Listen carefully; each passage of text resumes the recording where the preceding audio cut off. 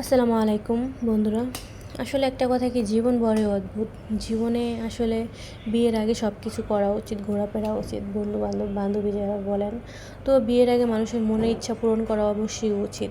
তো আমি চলে গিয়েছিলাম আমার বান্ধবীর সাথে, ওর বাইক আছে, ওর বাইক লাভার, তো ওর সাথে চলে গিয়েছিলাম সুলতান নাজিরা বাজার খাওয়ার জন্য রাতের বেলা।